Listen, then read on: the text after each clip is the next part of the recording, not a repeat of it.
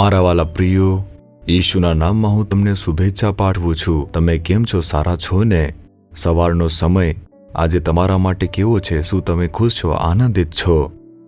આપણે આપણા દિવસની શરૂઆત દુઃખ સાથે, ભય સાથે કે મુશ્કેલી સાથે ન કરવી જોઈએ. તેના બદલે આપણે આનંદથી, ઉલ્લાસથી, હિંમતથી શરૂઆત કરવી જોઈએ. છે ને? જ્યારે આપણી સામે કેટલીક સમસ્યાઓ હોય છે, જરૂરિયાતો હોય છે, ત્યારે આપણે આખી રાત તે વિશે વિચારીએ છીએ. એક જ વિચાર સાથે જાગીએ છીએ કે આ માટે શું કરવું અથવા તે માટે શું કરવું. તેથી આપણે વહેલી સવારે ઉઠવું જોઈએ, પ્રભુની મુલાકાત લેવી જોઈએ. જ્યારે તમે ઈસુ સાથે વાત કરો છો અને તમારા બધા હૃદયને ઢોલવો છો, તે પ્રભુ બધું જ સાંભળશે.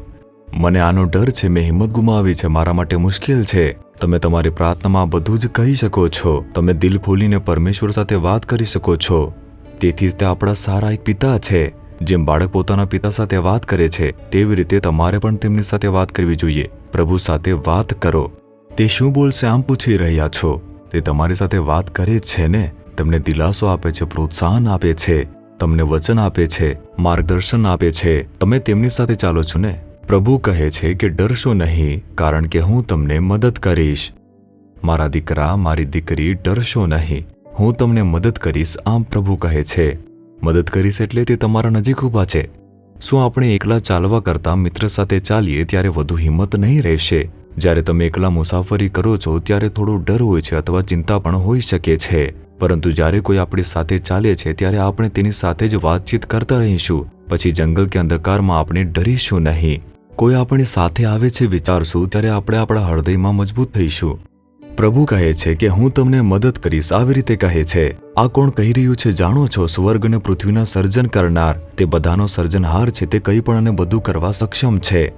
તેમને પાર કરીને કોઈ નુકસાન તમારે નજીક આવશે નહીં. એટલું જ નહીં, તે બધું જ કરી શકે છે. અને તે કહે છે કે તમે ડરશો નહીં, કેમ કે હું તમારી સાથે છું. તમારા નોકરીમાં પ્રભુ તમને મદદ કરશે. તમારા વ્યવસાયમાં તે મદદ કરશે. શું અભ્યાસ કરો છો? તમારા અભ્યાસમાં તે મદદ કરશે. તમે જે પણ કામ કરો છો તે તમને મદદ કરશે. બધી જ રીતે તે તમારી મદદ કરશે. પરંતુ તમારે તેમને તમારા મદદગાર તરીકે સ્વીકારવા પડશે. પ્રભુ, કૃપા કરીને તમે મારી મદદ કરો. હું એકલો નહીં ચાલીશ, પરંતુ તમે મારી સાથે આવો. હું એકલો ભણીશ નહીં, કૃપા કરીને મારી સાથે બેસીને ભણજો. હું એકલો મારું કામ કરી શકતો નથી, આવો અને મારી સાથે વાત કરો. જો તમે તેમની સાથે આવી રીતે વાત કરશો, તમે તેને અનુભવી શકશો. અને આવી જ રીતે હું મારી જીવનની અંદર કરું છું, જ્યાં પણ જાઉં છું. પ્રભુ, તમે મારી સાથે છો, તે બદલ તમારી સ્તુતિ થાઓ. હું તેમની આ રીતે પ્રશંસા કરું છું અને તેમની હાજરી દરરોજ મારી સાથે રાખું છું.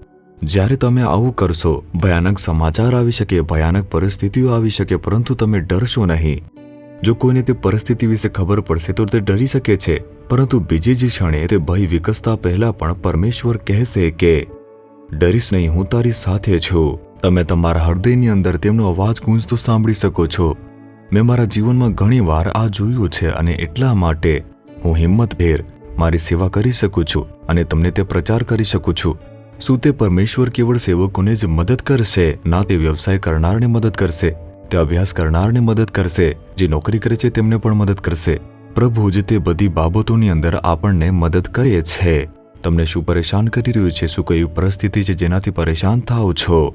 તે તમને જોઈને કહી રહ્યા છે, દીકરા, તમે કેમ ડરો છો? દીકરી, તમે કેમ ડરો છો? તમે ડરશો નહીં, હું મદદ કરવા માટે તમારી સાથે છું. ચાલો સાથે મળીને આપણે તેનો સામનો કરીએ. હું તમારી સાથે છું. હિંમતથી તેનો સામનો કરો. તમારે બીજું શું જોઈએ છે? તમારે તમારા હૃદય પર હાથ રાખીને ખુશીથી કહેવું જોઈએ કે હે ઈશુ, મારી મદદ કરવા બદલ તમારી સ્તુતિ થાઓ. હું ડરીશ નહીં. તમે કહ્યું છે ડરશો નહીં, કારણ કે હું તમારી સાથે છું. મને વિશ્વાસ છે કે તમે મદદ કરવા માટે મારી સાથે છો. પ્રભુ, તમે મારા જીવનમાં ક્યારેય પણ કોઈ દુષ્ટતાને આવવા દેશો નહીં. તમે ભલાઈ તરફ દોરી જશો. ઈશુના નામે amen, amen. Jesus redeems Gujarati YouTube ચેનલને સબસ્ક્રાઇબ કરો. દરેક નવા કાર્યક્રમની માહિતી મેળવવા માટે બેલ આઇકન પર ક્લિક કરો.